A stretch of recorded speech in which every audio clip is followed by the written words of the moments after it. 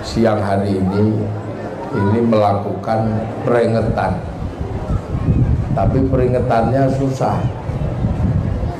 Yang satu peringatan lahir, yang satu peringatan meninggal. Maulid itu peringatan lahir, khol itu peringatan meninggal. Lah ini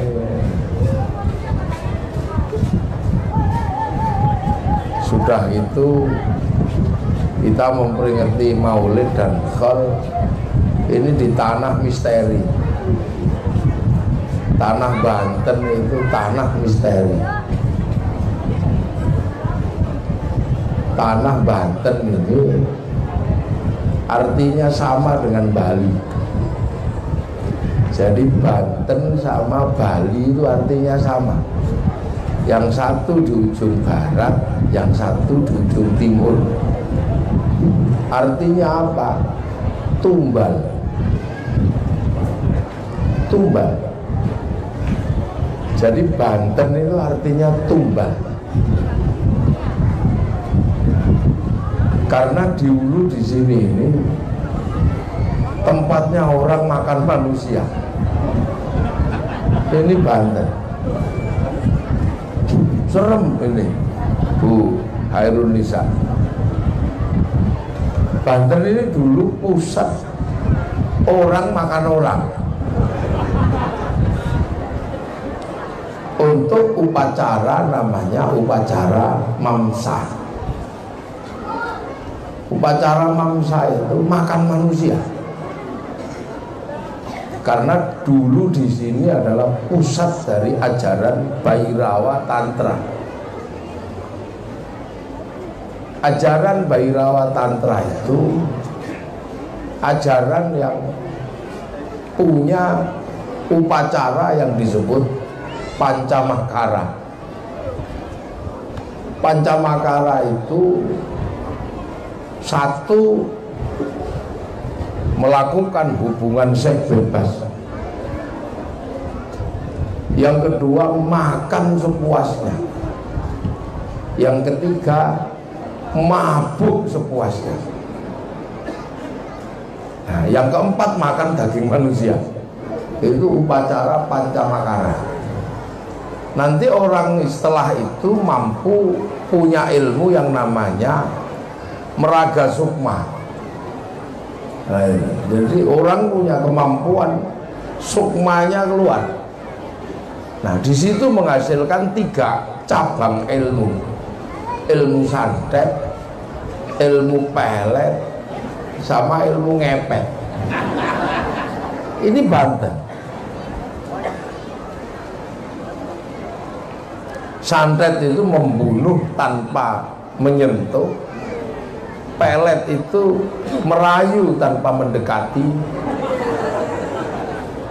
Nah, ngepet itu mencuri tanpa mendatangi tempat yang dicuri dari jauh.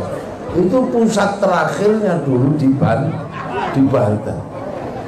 Makanya tanah ini disebut tanah Banten, tempat untuk membantai manusia dijadikan tumbal. Maka waspadalah, waspada. Jangan sampai kekuatan Bhairawa ini bangkit. Sebab apa? Kekuatan Bhairawa ini adalah kekuatan ilmu yang sangat kuno untuk membangkitkan yang namanya Banul Jan.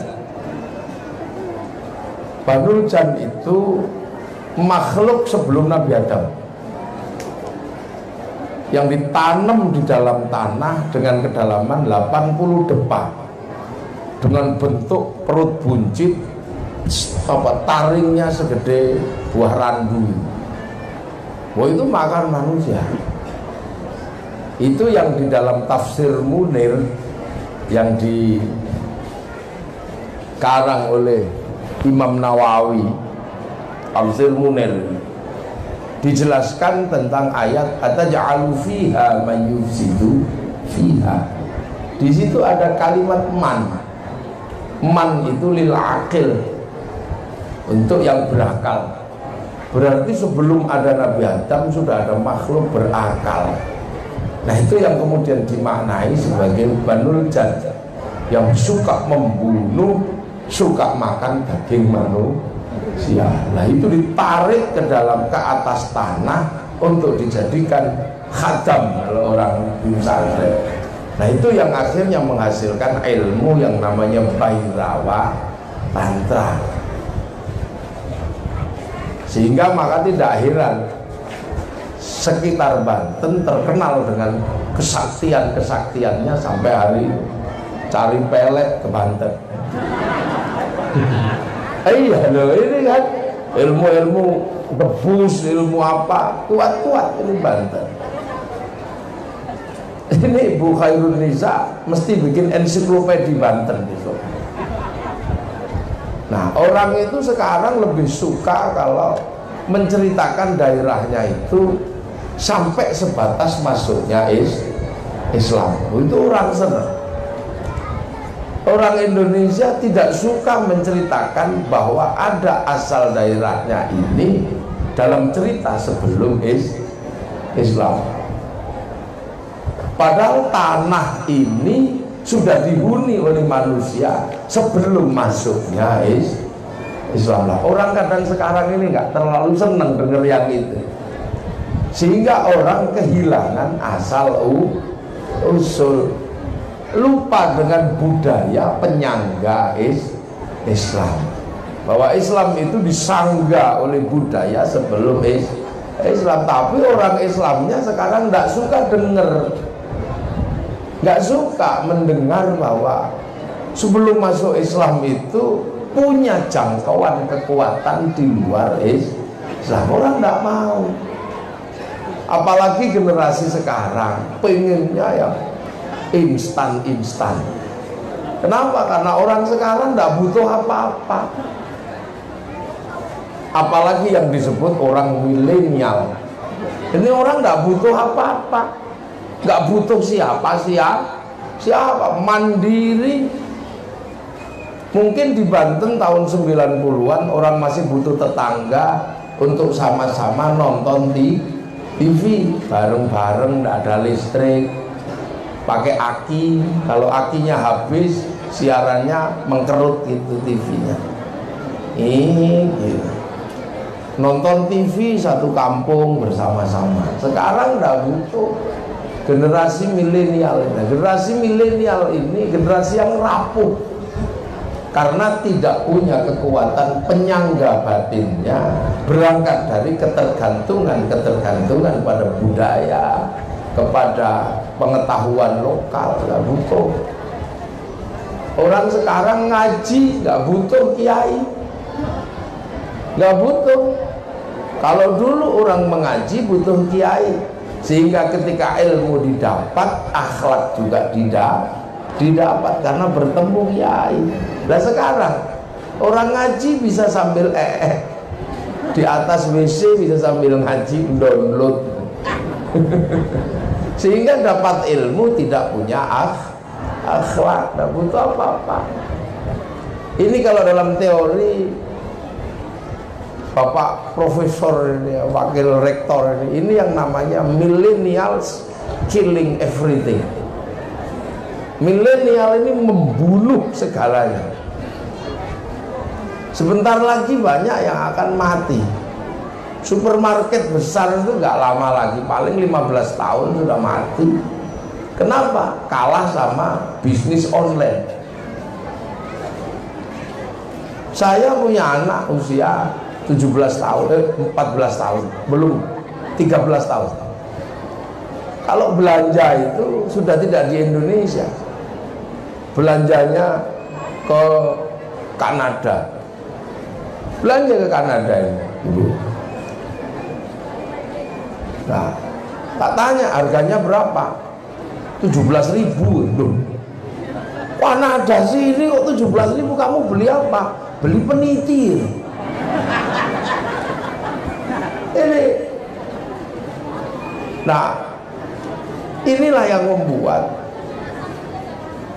kita ini menghadapi problem-problem besar. Makanya banyak sekali orang sekarang yang sudah tidak lagi menghargai tradisi ulama. Ya untung aja kita ini masih mau mulutan, masih mau khol. Jadi termasuk generasi yang tidak kehilangan asal usul dan akal. Kalau yang tidak mau maulid, tidak mau khol, dia akan menjadi generasi yang patah, generasi yang hilang cerita. Makanya banyak sekali sekarang ajaran-ajaran baru ini yang langsung pada Quran, langsung pada sunnah. Saya langsung pada Quran, saya langsung pada sunnah. Ya nggak apa-apa kalau kuat. Tapi ternyata rata-rata nggak kuat. Baru 5 tahun, 7 tahun udah konslet. Emosi, marah-marah. Kenapa? Karena orang terus lupa kedudukannya. Merasa orang yang bisa belajar langsung kepada Rasulullah, yang dibaca wa kafa billahi syahida Muhammadur Rasulullah walladzina ma'ahu asyidda'u 'alal kufar, langsung galak sama orang kafir. Ini yang parah ini. Ruhama ubainahum, humnya itu ya mereka sendiri sesama mereka. Tarahum ruka'an sujadan yabtaguna fadlan min Allah wa ridwanan simahum fi wujuhihim min atharis sujud. Dengan asaris sujud, dengan hitam itu ya sudah. Pokoknya serem-serem begini.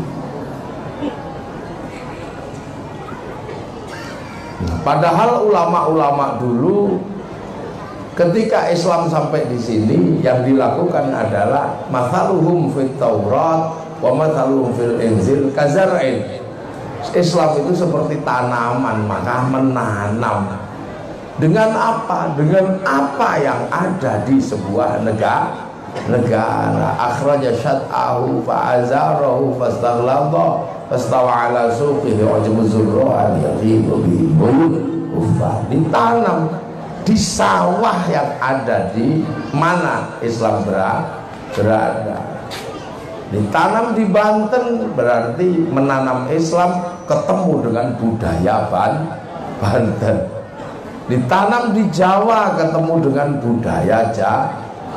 Ditanam di Afrika ketemu dengan budaya Afrika. Lah orang sekarang nggak mau dengar bahwa Islam itu perasaannya datang dengan tiba-tiba terus gelundung gitu ya, nggak bisa. Maulana Hasanuddin ketika menanam di sini ketemu dengan budaya orang Banten yang makan manusia itu. Jadi jangan-jangan kita ini salah satu dari keturunan itu kan?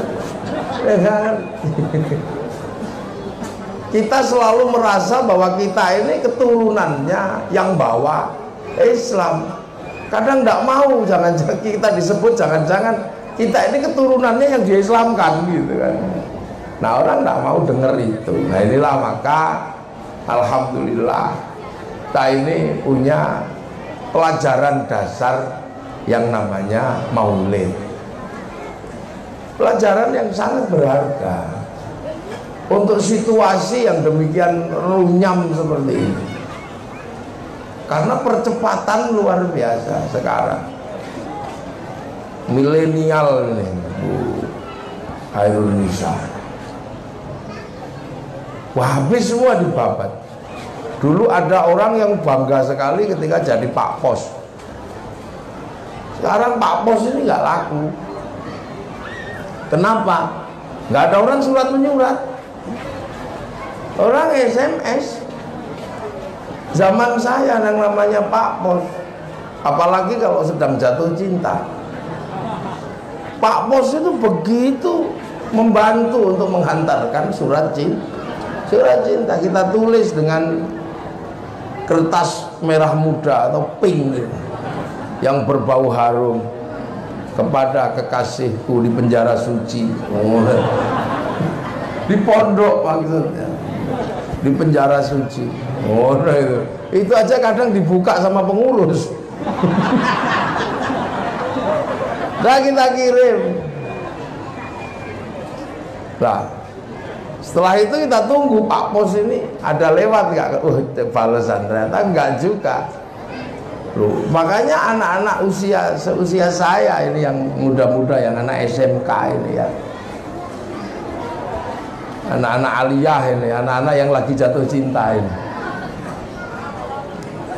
Sekarang sampean nggak merasakan indahnya cinta, nggak kerasa. Anak-anak sekarang ini cintamu itu sudah nggak indah lagi. Kalau zaman saya cinta itu indah, karena kita nggak bisa ketemu. Cinta itu semakin merasuk sampai menyakitkan cinta itu. Wah, sakit bener, rindu itu sampai menggigil. Kerinduan karena nggak bisa ketemu. Nah, itu anak milenial nggak kerasa. Kita dulu kangen itu, ya Allah, sampai lihat tiang listrik seperti lihat wajahnya. Iya, kerinduan itu benar-benar membunuh kalau zaman era yang sepuh-sepuh ini. Makanya yang sepuh-sepuh ini suruh berkomitmen, mudah, karena pernah merasakan bagaimana memegang cinta dengan sangat. Kalau nggak ketemu kok, lihat kambing aja kayak lihat wajah kekasihnya, saking rindunya. Nah, itu kita rasakan, generasi itu surat menyurat. Sampean nggak kerasa sekarang, karena kerinduanmu ini sering bocor. Kangen dikit selfie, mah dikirim, nah ya nggak jadi kangen. Wah, itu bawahnya kasih mah, itu lah ya. Nah itulah, ini zaman. Nah, itu kalau dalam urusan agama sangat beresiko. Karena terus orang tidak lagi memahami masa lalu, nggak mau dengar. Langsung, aku bisa belajar sendiri dari mana? Download. Makanya ketika ada ustadz yang salah memahami wajadaka dhallam fahada, ditanya kamu dapat dari mana? Internet. Ini gimana? Nah, ini yang terjadi. Jadi kegaduhan sekarang ini, hoak segala macam itu memang ada di masa itu, ada di zaman itu. Hoak, fitnah, udah itu sesuatu yang enggak usah terlalu dipikir. Apalagi orang NU. Orang NU nggak terlalu mikir gitu. Kenapa? Kiai Hasyim Asy'ari, pendiri Nahdlatul Ulama, waktu mau mendirikan Jam'iyah, diminta para kiai untuk membendung Wahabi. Apa kata Kiai Hasyim?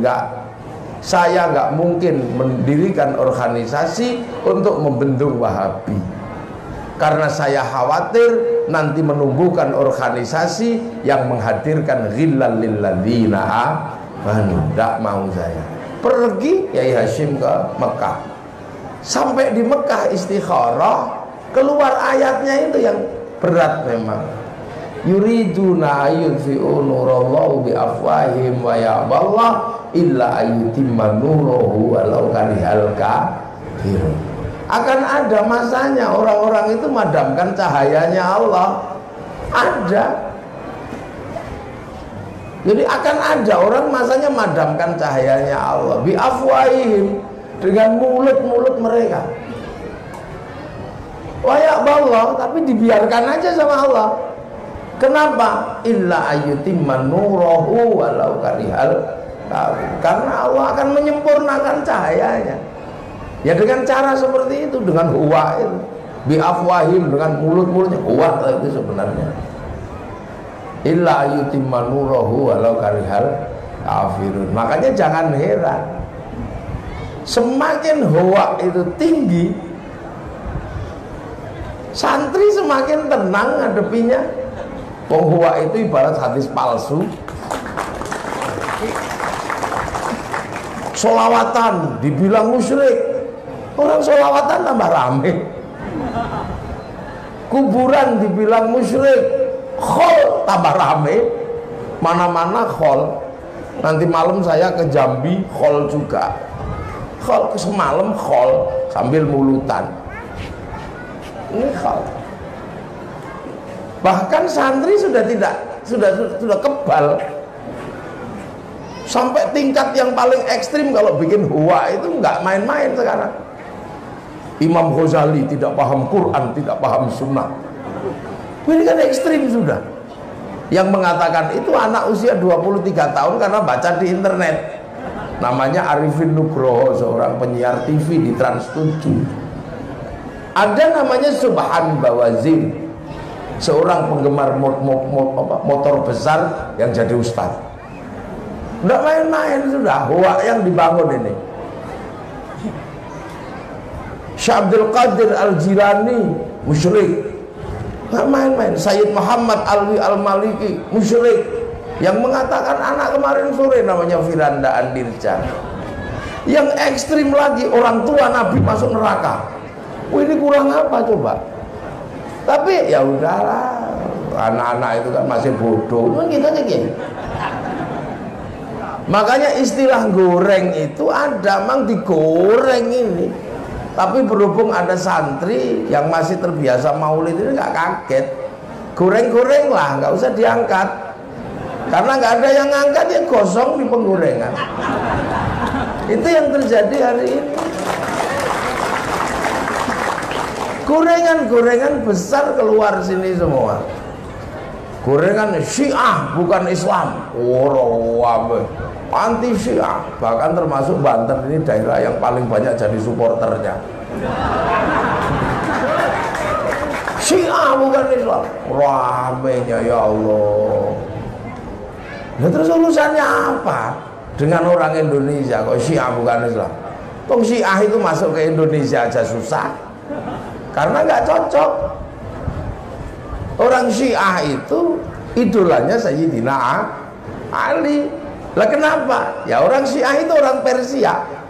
Orang Persia itu dulu punya raja namanya Rustum. Raja Rustum itu besanan sama Sayyidina Ali, ambil menantu Sayyidina Husain, lahir Sayyid Ali Zainal Abidin. Makanya orang Persia begitu cintanya sama Sayyidina Ali karena keluarga. Makanya begitu Sayyidina Husain dibunuh sama Yazid bin Muawiyah, kita nggak pernah ketemu nama Yazid di Iran, itu nggak ada. Kayak nggak pernah ketemu nama Gajah Mada di Jawa Barat. Nama Muawiyah nggak ada di sana. Lah di sini biasa aja. Kiai Ali punya anak namanya Yazid, biasa aja. Kiai Ali punya anak namanya Muawiyah, biasa. Sementara kita sendiri lupa bahwa kita apa? Kita ini setiap hari menikmati budaya orang Persia. Apa? Orang Persia masuk Islam, menyembah api karena agamanya Majusi. Begitu masuk Islam, apinya dibuang, tidak lagi nyembah api. Tapi api Persia ditaruh di bangunan tinggi namanya Manaro. Begitu apinya dibuang, orang Persia naruh Manaro di depan masjid. Sehingga dunia Islam lihat Manaro kok bagus di depan masjid, maka semua berlomba-lomba bangun Manaro. Sampai Banten namanya menara. Itu kadang tidak sadar. Nah ini termasuk hoa-hoa ini, kalau kita nggak hati-hati kitanya hoe-hoe.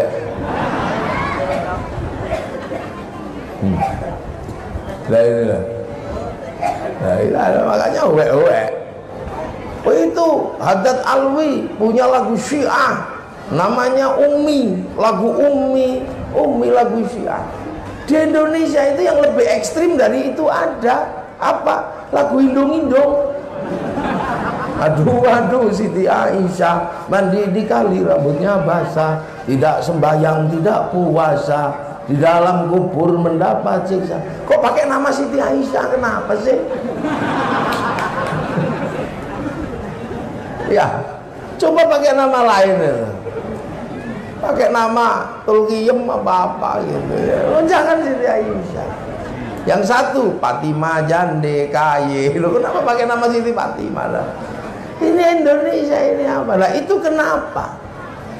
Karena kita punya dukungan kebudayaan dukungan-dukungan pengetahuan yang membaur. Dengan apa? Dengan ketika Islam datang. Nah ini orang tidak akan pernah ngerti kalau tidak melakukan peringatan.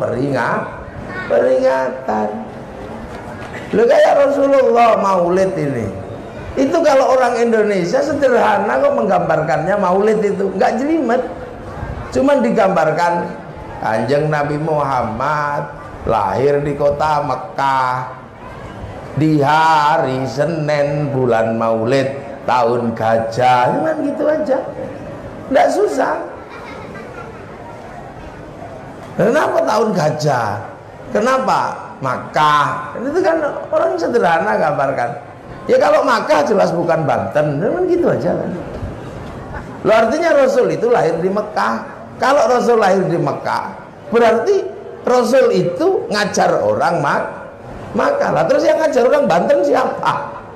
Wong Rasul itu cuma 22 tahun membawa wahyu, jangkauannya paling jauh sampai di Madinah. Nah setelah Madinah itu siapa?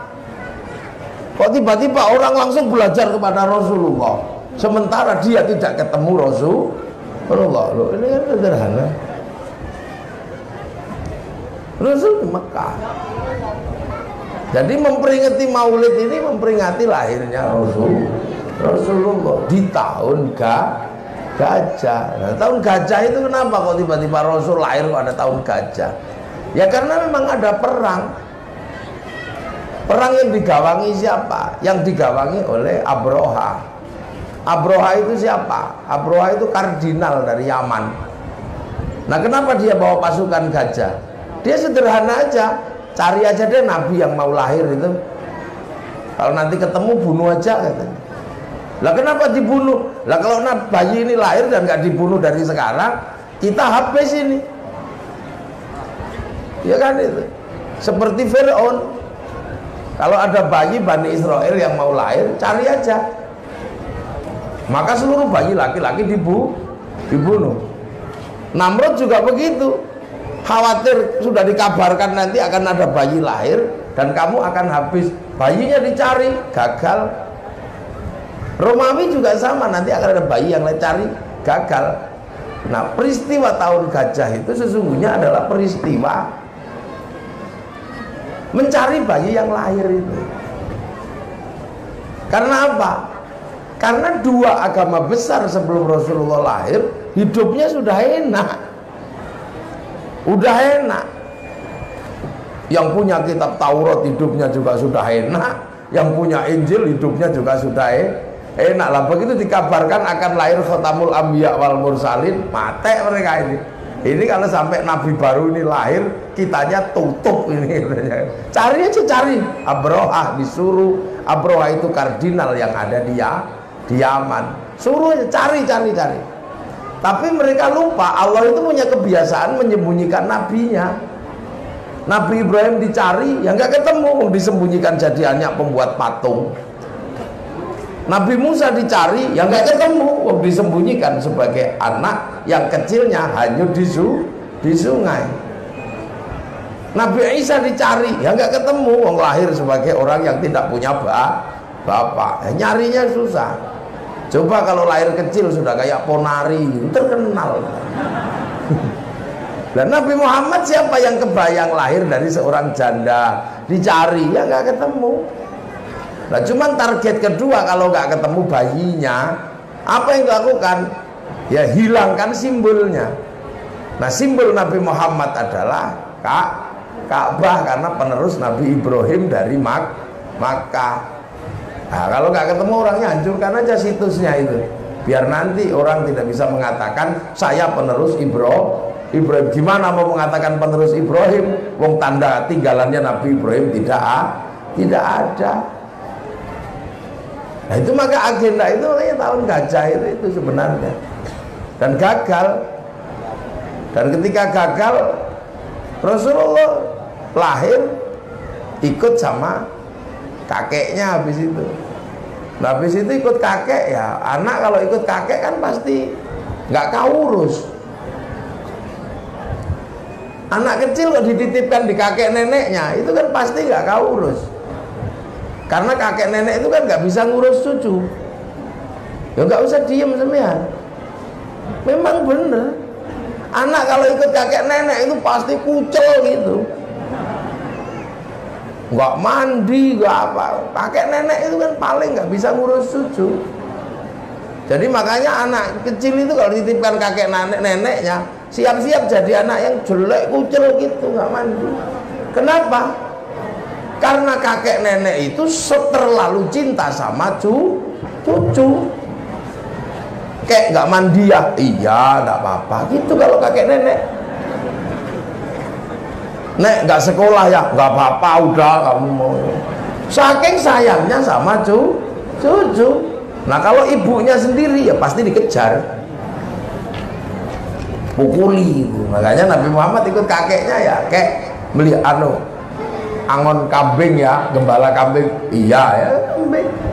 Ya makanya sampai nggak pernah belajar itu terus jadi nggak baca, nggak nulis. Nah itu terus bergerak, berkembang. Nah itu proses sampai akhirnya jadi gede, terkenal Al-Amin apa itu kan proses dari Maulid Rasulullah.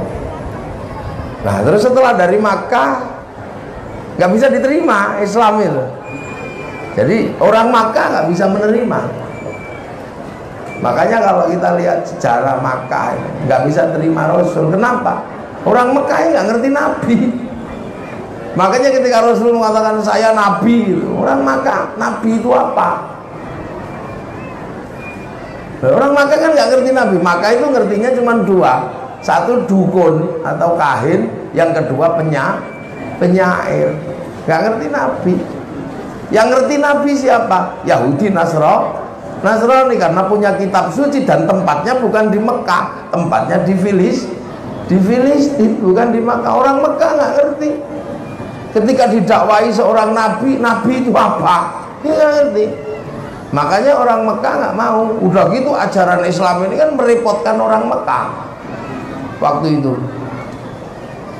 Ya orang nggak ada air disuruh toharo, diminum aja susah disuruh mandi. Padahal orang Mekah kalau mandi jinabat itu semalam bisa 8 kali. Tuhannya kelihatan. Islam bahwa Tuhan tidak kelihatan itu susah bagi orang sana. Udah tahu panas disuruh puasa. Makanya terus Rasulullah diusir itu. Nah sementara orang Yahudi Nasrani ketika Rasulullah ditulis apa diusir, ngetes kenabian, Nabi bener apa enggak gitu. Ketika sampai di Taif dilempari sama batu. Lah begitu dilempari batu bocor. Begitu bocor kakinya orang Yahudi Nasrani ya, palsu dia. Kenapa? Karena Yahudi Nasrani sebelumnya kalau punya nabi kuat-kuat. Ibrahim kuat, dibakar gak mempan. Nabi Musa kuat, tangan masuk listrik, musuhnya tempeling mati, kuat. Nabi Dawud tangan masuk tanah keluar bawa pedang. Nabi Sulaiman kuat, bangun kota pakai jin, semut diajak ngomong, sampai kentut bisa diajak ngomong. Ini Nabi Sulaiman. Nabi Isa hebat, lahir sudah langsung pidato, murang dibungkul nih, mutanya melek, pegang itu bangun. Nah makanya begitu lihat Nabi dilempari batu kok bocor, ini Nabi palsu ini. Dia nggak ngerti Allah sedang merubah pola kenabian dari nabi yang keras ke nabi yang anitum harisun alaikum bil mu'minina raufur rahim, nabi yang lemah lembut. Makanya terus akhirnya orang sana juga yang Yahudi Nasrani juga nggak bayangkan dia nabi, yang orang Mekah nggak ngerti nabi. Nah, akhirnya terus kemudian Rasulullah hijrahnya kemana? Ke Madinah. Nah, di Madinah orang ngerti Nabi. Orang Madinah pinter-pinter ngerti Nabi, maka Nabi disurati, ya Muhammad, Rasulullah daripada kamu ribut di situ nggak diterima, udah pindah sini aja deh. Akhirnya Rasul datang ke Madinah, disambut Tola'al Badru. Begitu disambut Tola'al Badru, Rasulullah disilakan, mengerti Nabi, semua berlomba-lomba untuk menyenangkan Rasul. Udah Rasul, rumahku aja pakai lah, rumahku aja pakai. Bahkan sahabat-sahabat Rasulullah dari Makkah mendapatkan apa? Kenikmatan dari para sahabat muhajirin. Sampean temennya Rasul ya? Iya. Udah deh, sampaikan aku pengen dapat barokah dari Rasul. Lah terus? Ya aku pengen dapat barokah dari Rasul. Kamu kenapa kok diem gitu aja, sepi saya? Lah kenapa? Istriku ketinggalan. Tidak usah pusing, istri ketinggalan di rumahku masih banyak, ada 8. Kamu ambil berapa, ambillah, nanti tak cerai terus saya ambil 1 aja apa 2. Kamu ngapain kok sepi? Saya nggak punya pekerjaan, biasa nih ngebun. Kebun saya banyak, udah deh bagi-bagi. Nah ada yang kamu terus, saya ini pedagang, pasarnya di mana? Oh kalau pasarnya di sana, ada pasar besar, nanti tunggu pasaran. Begitu masuk pasar kaget. Islam ketemu dengan peradaban yang sangat besar.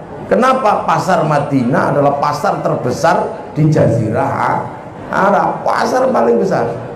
Ketemu pasar paling besar, jalur sutra, jalur perdagangan dari apa? Dari Sumatera masuk ke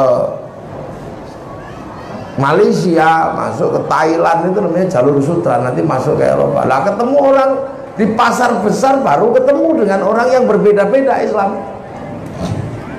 Bilang sama, ya Rasul apa? Di pasar ada orang bentuknya aneh.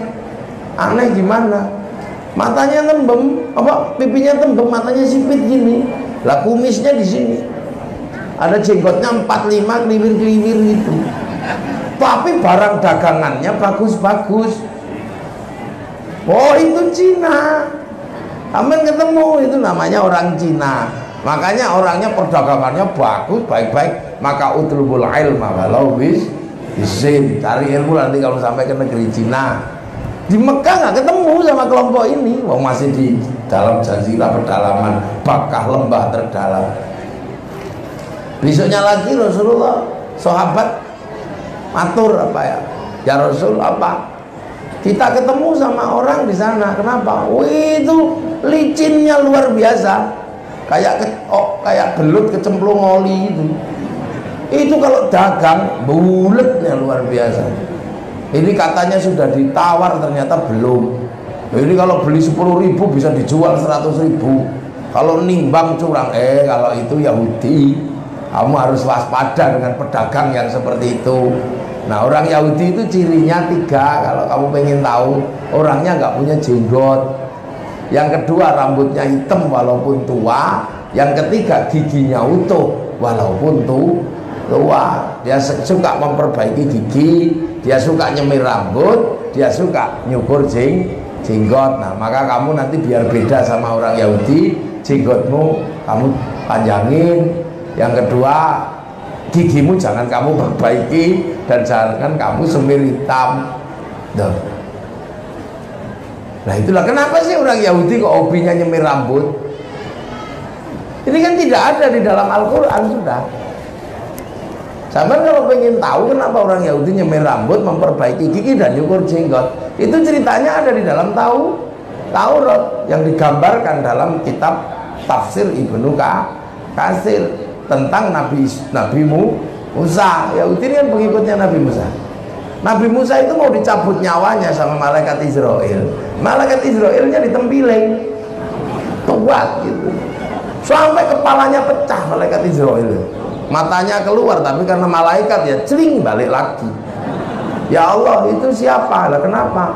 Saya mau cabut nyawanya, ternyata saya ditempiling. Oh kamu jangan macam-macam sama itu Musa. Saya aja pernah ditantang kok sama dia. Oh gitu ya Allah, ilmumu apa udah habis ya Allah? Hendak tak kasihkan Khidir, kamu cari dia dan dia gagal. Maka kalau ketemu dia yang sopan, maka malaikat Israel datang lagi sopan. Assalamualaikum ya Musa. Apa? Mau tak tempelin lagi? Enggak. Nyawamu itu sudah expired. Udah waktunya tak cabut. Ya tapi bilang dong, coba cabut. Enggak, sudah dibilangi. Temenku yang bilang, rambutmu sudah mulai putih, gigimu sudah mulai rontok, jenggotmu udah semrawut kayak begitu, nggak jelas gitu. Oh gitu ya. Ya sudah kalau gitu cabutlah, dicabut. Setelah dicabut, orang Yahudi mikir, Nabi Musa dicabut nyawanya karena rambutnya putih, jenggotnya semrawut, giginya protol. Maka semenjak itu orang Yahudi punya kebiasaan nyemir rambut, memperbaiki gigi sama cukur jenggot, supaya kalau malaikat Israel datang, oh belum waktunya, nah, kan gitu. Itu kan ada. Lah itu ada, makanya kalau kita nggak baca itu kita ribut. Jenggot ini masih masalah syar'i. Jadi makanya dulu kiai-kiai yang ngerti cerita baca ini nggak ribut, mau jenggotan ya sana, mau nggak ya sana. Itulah makanya orang Yahudi itu paling hobi itulah. Makanya kalau orang Yahudi mati ada kisahnya dalam kitabnya orang Yahudi. Orang Yahudi mati dicukur rambutnya, dikerok, jenggotnya dikerok. Begitu masuk kuburan, malaikat Mungkar Nakir kaget, loh kok ada bayi besar kayak begini, nggak ada bulunya, nggak ada giginya. Wah ini bayi, kasih malaikat Ridwan. Ya Ridwan, ada bayi mati. Wah enggak lah, ini bukan bayi ini, kok nggak ada giginya kok, nggak ada bulunya, enggak, ini dicukur, enggak, pokoknya protap saya kalau gini bayi. Oh saya bisa membuktikan ini bukan bayi. Coba saya tarik bidadari, bidadari turun, nggak usah pakai baju. Begitu yang mati bayi ini, lihat bidadari nggak pakai baju, cuy, nah kan, nggak pakai baju. Itu ada dalam kitabnya Bani Israel, kita nggak pernah baca makanya. Lo termasuk orang Bani Israel, orang Yahudi menjelaskan perbedaan laki-laki dan perempuan itu beda karena buah khuldi buahnya 6. Buah khuldi yang buahnya 6 diambil semua sama Nabi Adam. Yang 3 dikasihkan Siti Hawa, yang 3 dibawa Nabi Adam. Siti Hawa mau buka buah khuldi nggak kuat, maka dibuat pecah 2. Begitu mau dimakan ketahuan sama Allah. Saking takutnya buah khuldi yang pecah disembunyikan di sini. Nah yang 2 ditaruh sini, makanya jadi begitu. Nah, loh, ini lah, yang laki-laki Nabi Adam ditelan 1, nyantol di sini. Yang 2 dipetik masih ada gagangnya, taruh sini dan begini. Loh itu makanya dulu dilarang menerjemahkan Quran dengan tafsir Isra'i. Lihat itu karena suka-suka dia aja. Lah itulah, makanya urusan jenggot zaman Yahudi urusannya begitu, dan itu baru ketemu setelah Islam bergeser ke Madinah. Sebelumnya nggak ketemu. Terus di Madinah ketemu dengan orang Romawi. Orang Romawi itu perdagangannya yang paling bagus itu adalah jubah. Cuman jubah Romawi itu kalau dipakai ada kursetnya, sehingga orang kalau pakai begini karena kursetnya ada. Terus sisa kainnya panjang. Nah makanya orang kalau pakai jubah Romawi ada yang bawakan sisa kainnya itu kayak orang menikah itu. Nah itu menghasilkan khailah, sombong. Nah maka kalau Rasul udah deh jangan sombong gitu, mentang-mentang pakai baju jubah Romawi terus gini potong, jadi potong. Maka isbal itu muncul. Nah itu asbabul wurudnya di situ. Makanya Sayyidina Abu Bakar punya saya panjang semua, ya Rasul nggak apa-apa, kamu nggak sombong. Nah itu ketemu. Nah Islam bergeser terus gitu. Nah itu Maulid itu sebenarnya sebuah tonggak saja. Akhirnya kita tahu oh itu peristiwa ini masih di Makkah. Nah begitu peristiwa ini di Makkah terus geser dari Madinah. Nah di Madinah Rasul meninggal. Maka Islam kemudian geser masuk ke Persia. Nah di Persia yang tadi saya ceritakan, Sayyidina Ali besanan sama Raja Rustum, tinggalannya Manaro. Cuman sepeninggal Sayyidina Ali terjadi peristiwa berdarah. Apa?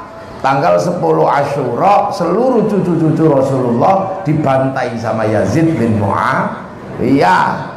Maka bulan Asyura menjadi bulan duka seluruh kaum muslimin di dunia. Makanya sampai di sini ada yang kalau bulan Asyura itu diambil pak buntutnya aja, bulan Syuro, itu bulan Islam. Orang Indonesia kan suka, Nusantara suka ngambil Syuro itu aja. Loh, makanya bulan Syuro di sini ada yang bikin bubur merah putih, bubur merah tanda darah, bubur putih tanda tulang yang pecah. Terus kemudian ada santunan anak yatim. Lah orang Persia sana, orang Iran melukai dirinya karena merasa tuannya terbunuh, tidak bisa berbuat apa-apa. Di Sumatera ada tradisi tabui. Lah di sini bulan Asyura biasanya orang tidak menikahkan anak, nggak mantu, nggak apa. Inilah yang namanya tonggak sejarah itu. Loh, makanya kalau bisa tetap kita pertahankan bulan Asyura tidak mantu, tidak menikahkan anak. Nah, baru kemudian sisa satu namanya Sayyid Ali Zainal Abidin. Nah, inilah yang punya keturunan Islam bergeser kemana-mana. Sayyid Ali Zainal Abidin teruskan oleh putranya namanya Sayyid Bakir. Sayyid Bakir punya putra Sayyid Ja'far Shadiq. Sayyid Ja'far Shadiq punya putra Sayyid Ali Uraidi, punya putra Sayyid Muhammad, punya putra Sayyid Ubaidillah, punya putra namanya Sayyid Aisyah, punya putra Sayyid Ahmad Al-Muhajir. Pindah lagi kemana, punya putra Sayyid Alwi, punya putra Sayyid Muhammad, punya putra Sayyid Alwi, punya putra namanya Sayyid Ali Khalid Qasam. Sayyid Ali Khalid Qasam punya turun namanya Sayyid Ahmad Sohib Mirbat, putranya namanya Sayyid Alawi Amil Faqih. Punya putra Sayyid Ahmad Sayyid Abdul Malik sampai Mongolia. Punya putra Sayyid Ahmad Jalaluddin sampai Campa. Punya putra namanya Sayyid Muhammad sampai Pasir. Punya putra Sayyid Jamaluddin Al-Husaini Al-Kabir sampai Tanah Nusantara, sampai Jawa sana. Nah di situ punya putra, punya murid namanya Samsuddin. Samsuddin diajarkan ngajar Quran di Jawa Barat, pindah ke daerah Kerawang. Syekh Samsuddin dikenal dengan nama Syekh Kuro karena pelajaran pertamanya pelajaran Quran. Punya murid namanya Datuk Kahfi, pindah Amparan Jati Cirebon. Nah di Cirebon punya murid Syarif Hidayatullah Sunan Gunung Jati. Lah punya putra Maulana Hasanuddin turun ke Banten. Ya kayak gini. Ya punya Banten sini. Lah ketemu dengan yang tadi itu suka makan manusia apa itu ketemu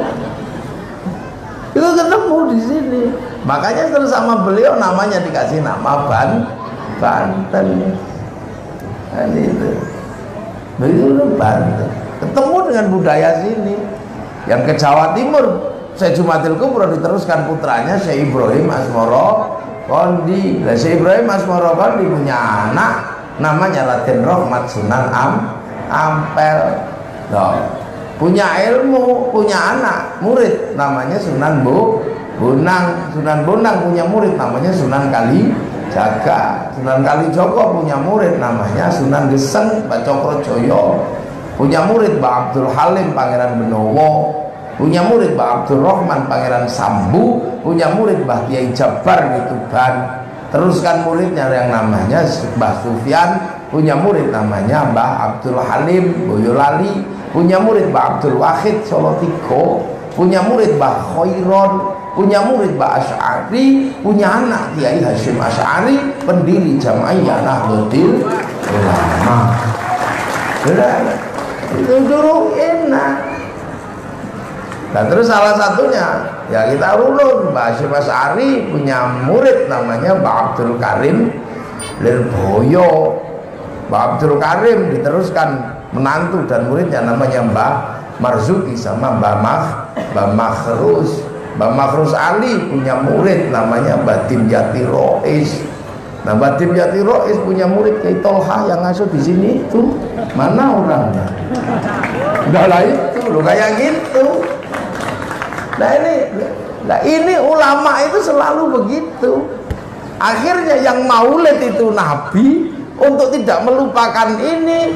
Nah yang kiai-kiainya dikhol. Nah ini Kiai Ma'ani Rusdi dikholi untuk tidak lupa bahwa yang mengembangkan tonggak di sini Kiai Ma'ani Rusdi. Dan kita ketemunya dengan siapa?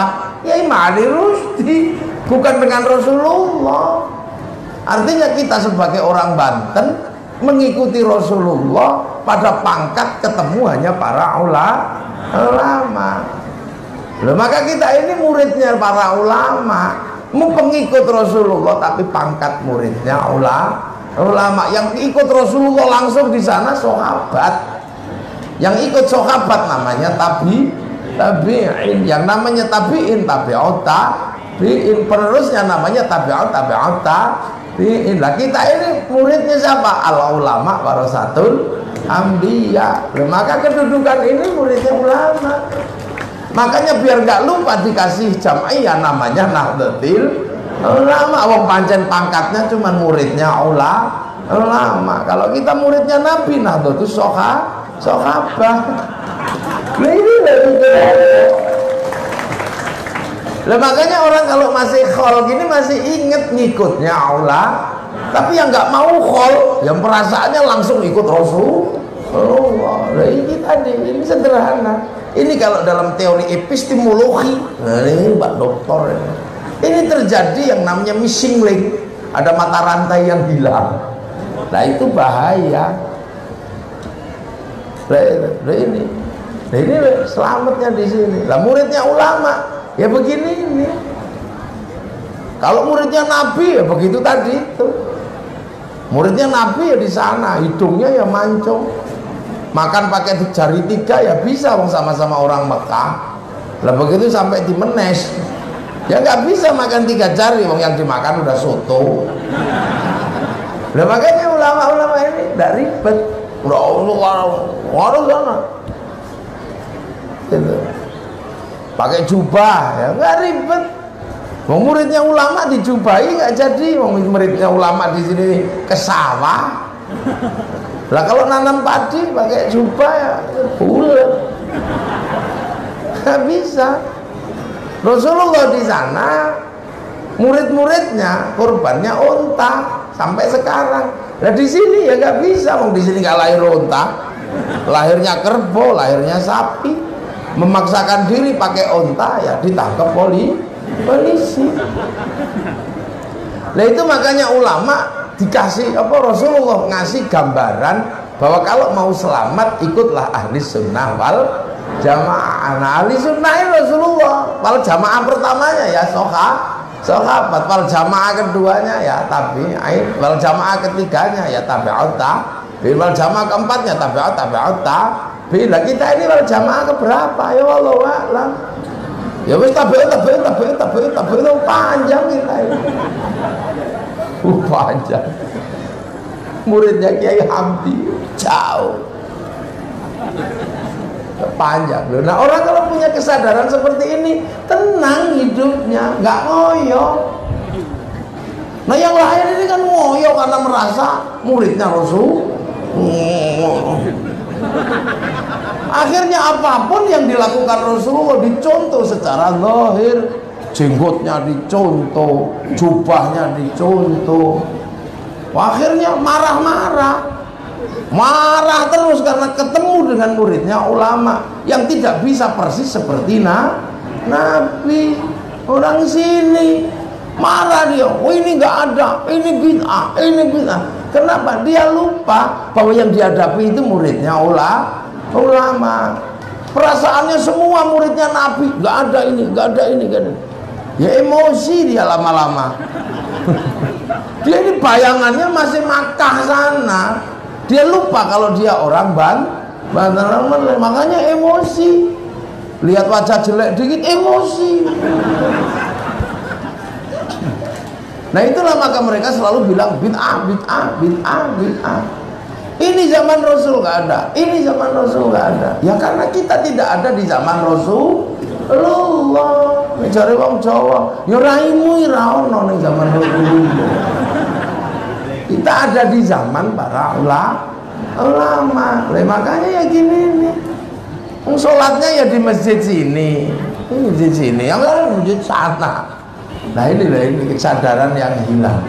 Dalam teori hermeneutika ini, ngomong ada Pak Doktor ini. Dalam teori hermeneutika ada yang hilang.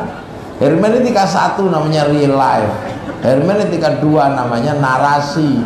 Hermeneutika ketiga namanya historiografi. Hermeneutika keempat namanya ideologi. Nah tiga-tiganya ini mau dikembalikan ke sana ya konsep. Nah inilah makanya Kita ini di sini jauh, udah nggak bisa sama dengan yang di sana. Manusia akhir zaman, muridnya ulama.